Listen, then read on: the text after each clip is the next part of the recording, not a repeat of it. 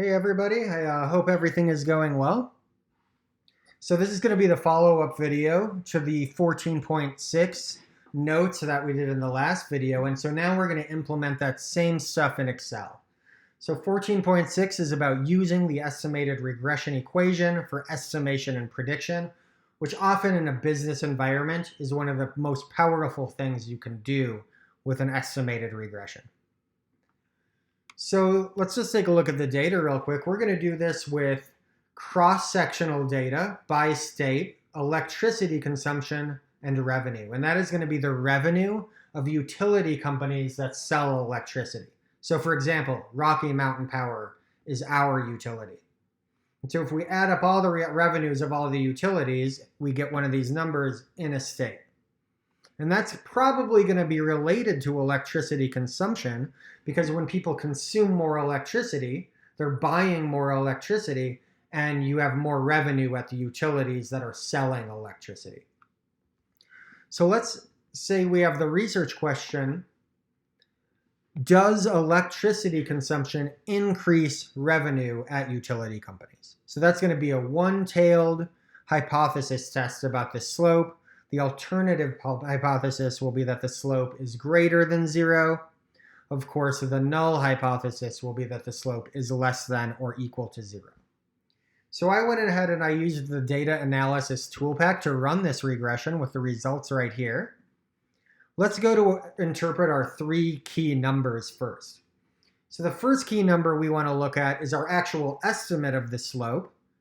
So that's our B1 right there. I know it's the slope because it's next to the electricity consumption label, the independent variable, rather than being next to the intercept label. So make sure you look at the slope and not the intercept when you're interpreting these things.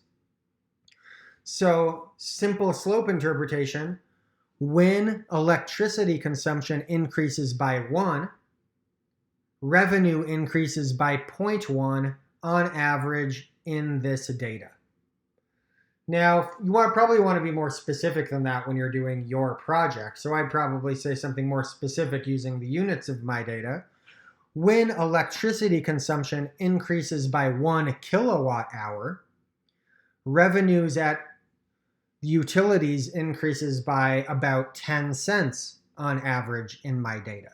Now, those are really small numbers when you look at these, so you can do something more complicated by saying what happens when electricity consumption increases by 10,000 kilowatt hours. If I wanted that, I could do something like equals 10,000 times this number. Now I can say when electricity consumption increases by 10,000 kilowatt hours, revenues at utilities increases by about $1,000, $1,031 in my data. So that's really the first most important thing to do. Actually interpret the slope that you estimated, because that is your estimate about the relationship. Now the second thing is to say, well, is that statistically significant? And for that, we could look at the t or p value, so the t statistic or p value. This t statistic says that that slope lands more than 18 standard errors away from 0. Because remember that null distribution is centered at 0. We landed more than 18 standard errors away from 0. That's a lot. That's going to be super statistically significant. Let's look at our p-value. That is a tiny p-value, scientific notation. This number written out would be a decimal point followed by 22 zeros, followed by the number 232481. So that is an extremely tiny number. That is the probability that I would be wrong by rejecting the null hypothesis. So I would say I am really confident that there is a positive relationship between electricity consumption and revenue. Now the last key number we like to interpret tells us about the fit of the model. Up here, the R-square, or the coefficient of determination. That's about 0.88, and that can be turned into a percentage. So what I would say to interpret this number is that variation in electricity consumption explains about 88% of a variation in revenue. So what that means is that variation in electricity consumption explains the vast majority of variation in revenue. And that makes sense because, again, that's the primary product that these utilities are selling. So it makes sense that variation in their sales leads to the majority of variation in revenue. Now, the other thing that leads to variation in the revenue is price, which we're not accounting for in this regression. So that's kind of a review of those three key statistics that we want to interpret. Now, your book will also talk about this one, this significance F. That's a p-value too. And notice in a simple linear regression, those p-values are exactly the same. In a multiple regression, those will start to be different because you'll have many independent variables. And this is the significance of the entire regression, kind of, not just an individual independent variable. But when your entire regression consists of one independent variable, then the significance of that one variable and the significance of the entire regression are the same thing. But you can read about that in your book. I think there's just a couple questions about that in the homework, and that's just another, that significant F right there is just a p-value. So what we're really focused on today is estimation and prediction. So the first thing I like to do, as you guys have seen before, is I've listed out the different things that I'm going to need to do estimation and prediction. So for my point estimates, I'm going to need my intercept and slope. So I'm just going to go copy those over here. So they're kind of nice and organized. Everything I need is going to be in one place. And so let's put those there for now. And now let's estimate revenue using a bunch of different values of electricity consumption. So let's go write electricity consumption. Now I do not need to use the same X values from my underlying data. Those are specific to this particular sample. But what I really care about is a lot of different possible electricity consumption values and what revenue would look like in those cases. I'm going to call this revenue hat. Remember, y hat is the predicted value from the regression line. Let's be specific for our example. Revenue hat will be predicted revenue given different values of electricity consumption. Now, what values should I put here? I could just copy these over, but again, those are just specific from my particular sample. But I think one thing that's good to set up these values is let's look at the range. Let's look at the minimum electricity consumption. So right there we have about 5.5 million for the minimum. Let's look at the maximum.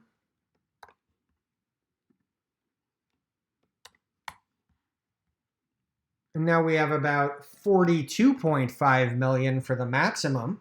So let's use those numbers to set up the numbers we're going to look at over here. So I'm going to go and start somewhere, maybe a reasonable starting point will be 5 million. So 5 with 6 zeros. And then maybe it makes sense, given that range, to go up by about 1 million. So 6 million. So I went 5 million, 6 million. Once I type those, Excel will recognize that I'm counting up by millions. Go ahead and drag this down. So we got to 31 million. Let's go up to 50 million. Because our maximum, remember, was about 42.5. Electricity consumption is probably growing. So maybe it makes sense to go a little bit above the max, a little bit below the min if we have a low electricity consumption year. I don't know, maybe there's like a global pandemic that leads to less electricity consumption, and we might want to know about revenue in those situations too.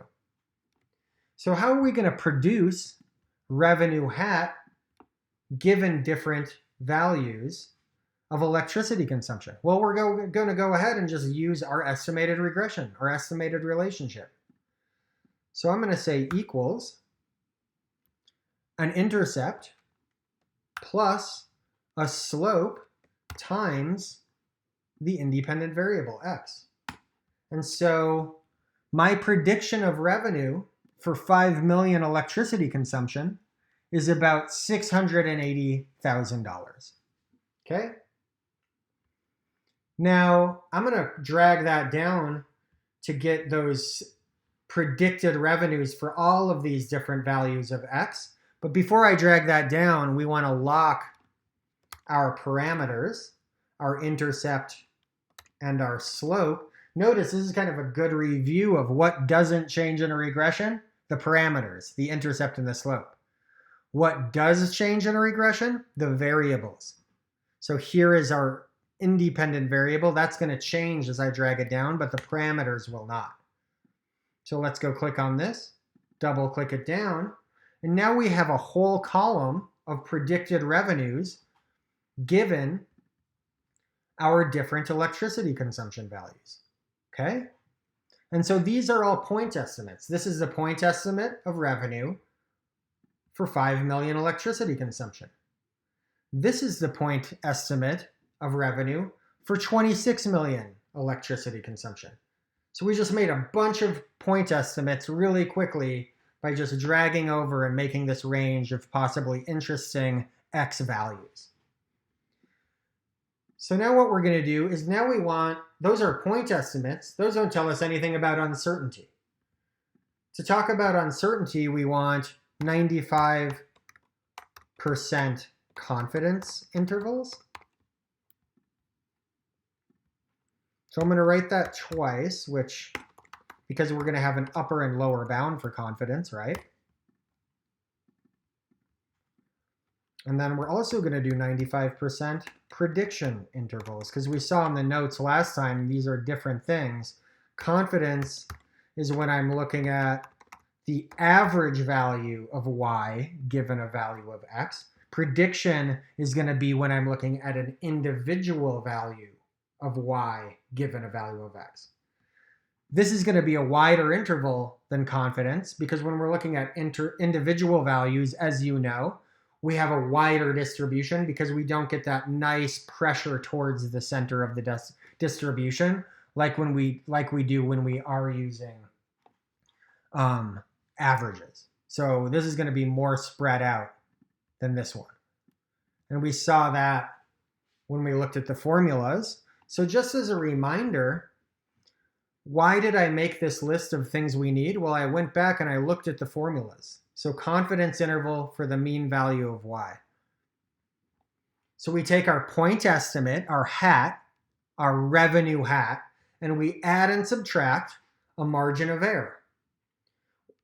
What's a margin of error? A margin of error is how many standard errors I need to go to maintain 95%, for example, times my particular standard error. This is just going to be a T-inverse function in Excel. This is going to be the more complicated formula that in your book is shown right here. This is for the confidence ones. So we're going to use that formula right there to make our confidence standard error. And we'll just do this in one. So let's start collecting the things we need for this formula. So one thing I'm going to need is going to be x bar, because that's just the average value of x. And we saw that we need that for that formula. So equals average, b, enter. There is my average electricity consumption. I need that because it's in this formula. That's x bar right there. It shows up twice in here. Now I also need, I'm calling SSX, sum of squares x. That's what this is right here, right? We've looked at a lot of sum of squares. Sum, square, deviations of individual values of x from the mean value of x. So let's make our lives easier to create that by going over here, and I'm going to write xi minus x bar. So that's going to be my individual value minus the mean value. So equals xi, that's the first value of x in my data set, minus, I just calculated x bar right here, but we're going to want to lock x bar because that's not going to change as we drag this down. And now I have a column of all of my deviations from x. Now, if we go and do equals SUMSQ, sum squares. So if you use this function, Excel will take stuff, square it, and then add it all up, which is exactly what we want it to do. What do we want it to do that for? This column right here. And we get a huge number because that's a bunch of huge numbers squared, added up. So that's why that's such a big number.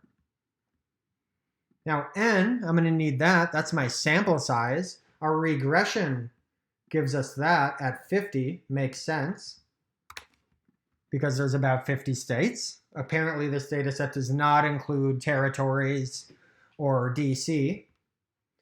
Now degrees of freedom in regression is going to equal n minus 2. So n minus 2. 48. T alpha, how many standard errors do I need to go? Well, equals t dot inv. That's the function where we put in a probability to the left, it spits out a number. So I need to remember, I want 95% in the middle. So what do I want to the left of the positive number? Well, I'm going to have 2.5% outside each side. So if I'm looking in the right tail and I have 2.5% to the right, that means I have 97.5 or 0.975 probability to the left. What are my degrees of freedom? Boom, right there, 48 that we calculated. Okay? Now S, this is the standard error regression. Going back and looking at the formulas, this is this number right here. The formula for that is given in the book as sum of squared errors divided by n minus 2. So Excel provides those. Remember, residuals are sample errors. That's just another name for sample errors. Right there is our sum of squares. So if I do equals sum of squared errors divided by 48, I don't even need those, 48, that's going to give me s squared, but I need the square root of that. So SQRT, and this formula is in a book. I just wanted to show you how to implement it. Enter. 2969752. Oh, look. Excel actually gives us that number. So you actually don't even need to use this formula if you're using Excel, because it'll provide it right there. But I just wanted to show you, Excel is using that same formula from the book to get this S number. So let's copy that, put it over here, and there we go. We have everything we need for the formulas. Okay. Now let's go and set up. So we're ready to type in our 95% confidence. This is going to be the lower bound. I didn't write lower bound or upper bound here because we're going to make a chart with this and it'll become more clear why I wrote this way when we made the chart. But we're going to do lower confidence, lower prediction, upper prediction. So let's go ahead and start typing this in. So I know the center, I'm going to start at my point estimate. And then to get the lower bound, I'm going to subtract something from that. So this is the formula we want. Let's start with Y, that's the hat, minus, I've already written that, revenue hat minus, how many standard errors do I need to go? Well, that's right here. That's that T alpha. I want to lock that number because that's going to be the same for every single point estimate that I do. Okay, now I'm going to multiply that by SQRT, the square root, because now I'm doing this standard error part. Where's my formula for that? Right there. So S, oops, I forgot my S actually. So times, so that's our T alpha over 2 times S right here. We want to lock that too because that's not changing for different values. Now I'll multiply by SQRT, the square root function, 1 divided by n. So let's look at what we have so far. So we have s times square root 1 over n, and then plus this guy right here. That's that penalty for moving away from the sample average. So let's go ahead and do another plus in here. Now that's a denominator in the top, or sorry, in the numerator, because we have a fraction, we have xi. So my particular x that I'm looking at right now, minus x bar right here, that needs to be locked because that's going to be the same x bar for every value. Close parentheses, square that, divided by, so I just did the top of this. I did my particular x minus sample average squared, divided by sum of square x. Now you could do that within this formula. I like to do that when outside because this formula would become even more crazy if we didn't do that in advance. That's why I did it in advance right here. So we're dividing by this number right here. That also needs to be locked because that's not changing across values of x. Okay, so now we've produced point estimate minus how many standard errors I need to go times what is my particular standard error. That's all that stuff which is given by, again, this formula in the book. And this is for confidence because right now we're working in the confidence column. Okay, so now I can go ahead and push enter and cross my fingers, and it worked. So now we can double click that down, and now we have the lower confidence bound for all of these different values. Notice revenue is increasing with consumption, while the lower bound of the confidence interval is also increasing. Now these are negative values. It doesn't really make sense to have negative revenue because you would just have zero. Like if the price is negative or something, you just stop selling stuff. So really we should be bounding revenue by zero. For now, we'll ignore that, but when we make the charts, I'll show you how to deal with that. So now we have to do the same thing for the upper bound. Now we could type that whole formula again, or we could make our lives easy by clicking back in this cell, highlighting all this formula, copy it by using Control-C or Command-C, push enter to get back out of this cell, go double click in this cell and do Control or Command V. There's that formula. Now all I need to change is make that minus a plus, and there's my upper bound. And we can double click that down. Okay, so now we have confidence intervals for every single revenue hat. Now these, remember, confidence intervals are going to be 95% probability that the true mean of revenue is within these two numbers given this value of x. Now that's about averages. For prediction, we're talking about individual values, which we know is going to be more spread out, so we're going to get a bigger range for these values. Let's go look at y at these formulas in the book. So if I click to the next page, and as we saw before, this is going to give us for individual values as opposed to the average value. Here's our formula. Notice this is exactly the same formula, except for this +1 right here. That's the only difference between this formula and the other one, because that's that extra kind of uncertainty for variation in individual values around the mean. We just add this 1 inside this square root. So that means I can do this pretty easily too by double clicking in here, pasting that formula again, going up here and saying, okay, 1 plus. That's all I have to do to change the formula, right? Because that was the only difference. Enter. That's the lower prediction. Notice it's a lot lower than this number because of that extra uncertainty for individual values. Double click that down and we have our prediction interval, lower prediction bound. Let's copy that.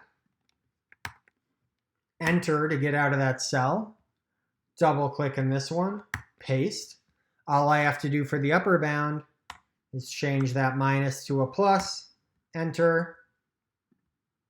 Now I have my upper confidence bound. And now remember that graph I drew last time in the notes? Well, we can do that in Excel. by highlighting our point estimates, our lower, upper, insert, make a line graph, and there we go.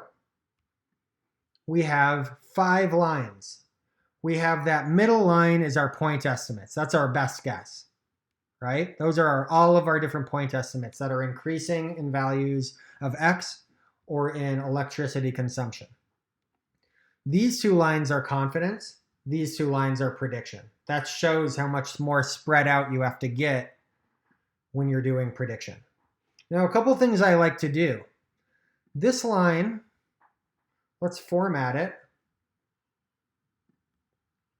Paint bucket. Let's make that one red. Let's go and make this the same color, because remember, these really are just lower and upper bounds for confidence 95%. And now if I go delete this label right here, now I just have one thing that says, hey, the red lines are 95% confidence intervals. I really only need that label once. Let's click on this line. Let's make that one dark gray. Let's make it dashed. I don't know why, but I like making prediction ones dashed. Dark gray.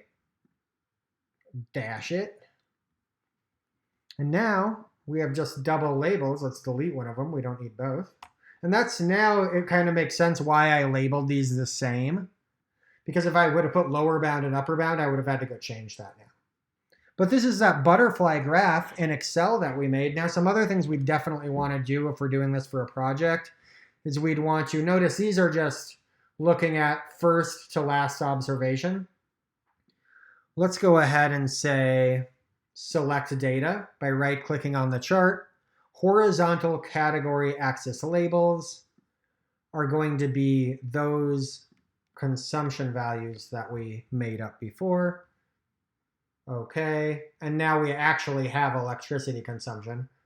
We want to get rid of this horrible title before we forget. It's better to just get rid of that and forget to put any title than it is to leave that title, because that, again, is the worst chart title in the world. We might want to add axis labels to tell our reader what these are measuring and what the units are. I won't do that right now. We'll want to copy and paste this into Excel, try to make it nice and professional looking. But there's our butterfly diagram. Let's do a quick interpretation. If I'm sitting on this, so notice I can actually read off the point if I hover over it. This point is for 28 million electricity consumption. So 28 million kilowatt hours of consumption. My best guess at revenue, given that, is going to be about $3 million of revenue. That's what that other value says. But remember, that's just a point estimate. There's a 95% chance that the average revenue, given 28 million kilowatt hours, is between the red lines. Again, there's a 95% chance that the average value of revenue for many instances of 28 million kilowatt hours will be between the new red lines. On the other hand, if I look at one value, if I see one state with 28 million, what's my best guess at that one state's revenue? Still the same number, about 3 million. But I have to widen my interval estimate a lot for that one value all the way to the gray. Because that's all that, this space is all that extra variation of individual values around the mean. That's why those gray lines are so much farther away. Now remember I mentioned that it doesn't really make sense to have negative values for revenue, but we do have some here. So given that I know it doesn't make sense to have negative values and the real minimum would be 0, I can actually go here and change this negative value to a 0 and then drag down so all the negatives are 0. And now look what happens to that line. I'm confident that revenue will not be below 0, so I can actually narrow my confidence interval down there. by just like the institutional reality. Revenue will not be negative. Profits could be negative, but revenue will not be negative. It'll be capped at 0. So now I can do the same thing for this gray line. So let's go 0 here, enter, drag that down until we get no more negatives. And look at that, every single lower bound. Those things are so spread out that even for the maximum electricity consumption, the point estimate is negative. So that's just a whole column of zeros. So now my lower confidence or my lower prediction line is just a flat line at 0. So that kind of gives you more uncertainty by recognizing revenue can't be 0. A place that I see this a lot in projects is in sports. A lot of people use win percentage. Well, what's the maximum win percentage? 100%. So you wouldn't want to go above 100. What's the minimum win percentage? 0%. You wouldn't want to go below 0. So something similar might happen when you make your chart like this. And that would be a really cool and good thing to explain to your reader. Now, this is a key chart that you can make. This is something that can add value to your project. I've seen these charts when I was an analyst all the time. People liked doing confidence and prediction intervals in these charts. So you can also use this to answer some of your homework questions. You'll only be looking at individual values in your homework questions. So individual values, they might tell you, okay, give us a prediction interval for electricity consumption of 11 million. Then you would just be focused on this one row right here. And they would probably not do the 0 thing that we did for the chart. But the formulas will work out the same. I just wanted to show you guys how to do it for a bunch of values, get this nice chart out of it. And that's it for implementing estimation and prediction in Excel. Make sure to let me know if you have any questions. All right, bye-bye.